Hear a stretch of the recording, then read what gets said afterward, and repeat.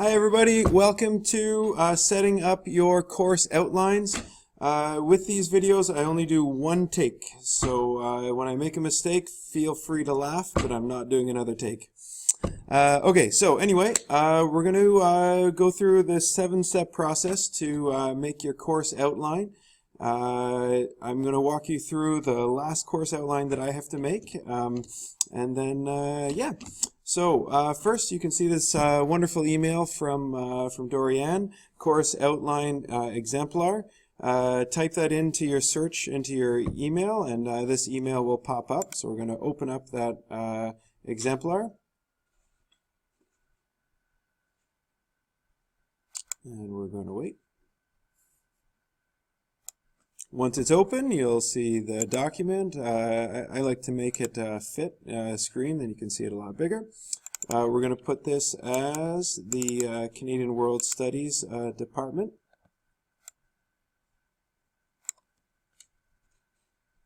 Next step is to get the course name. In this case, it will be Challenge and Change. Change the course code to your course code. I'm looking pretty intense here because I'm trying to stay focused. Okay, next step is to find the course overview. So what you do is you go into your fancy search engine and do a search for the course code, HSB4U, and then curriculum Ontario.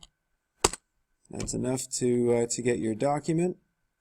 And then you'll see the PDF right at the top. You can click on that. I've already got a copy, so we'll say we're here. When you open up your document, I'm going to get you to go up to Edit and then Find. Click on Find, and it'll open up this fancy little window in your PDF. So when you do that, you can type in HSB4U, or in your case, your course code.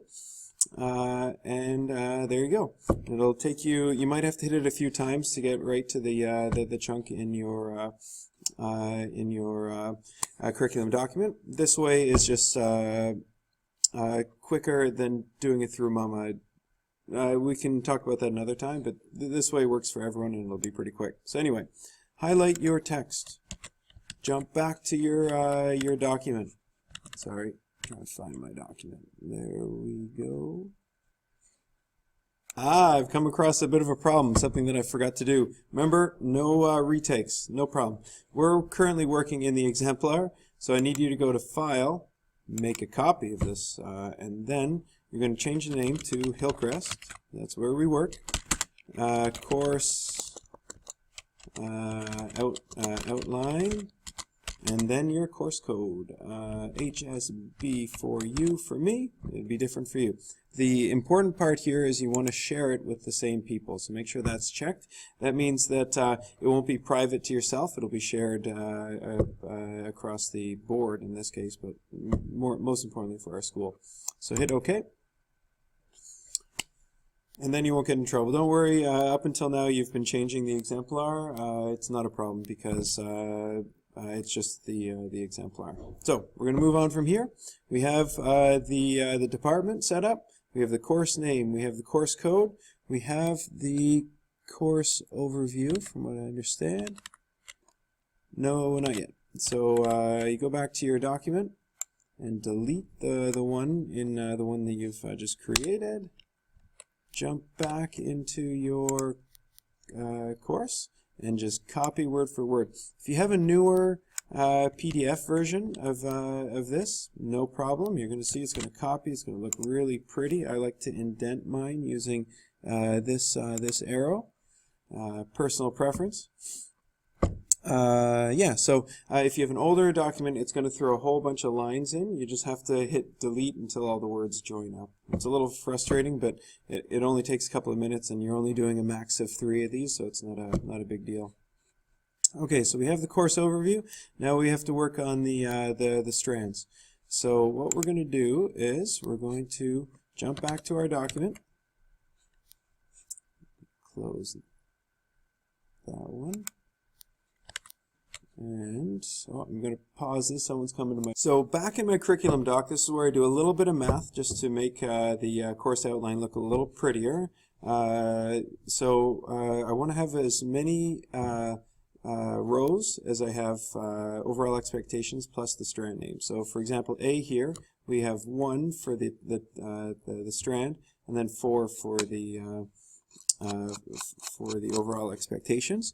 So for those math experts in the room, that's 5. We're going down to B, and we have 4 here. We need 4 here.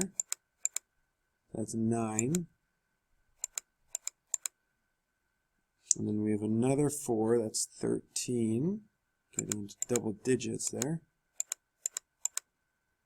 And then another 4, which is 17.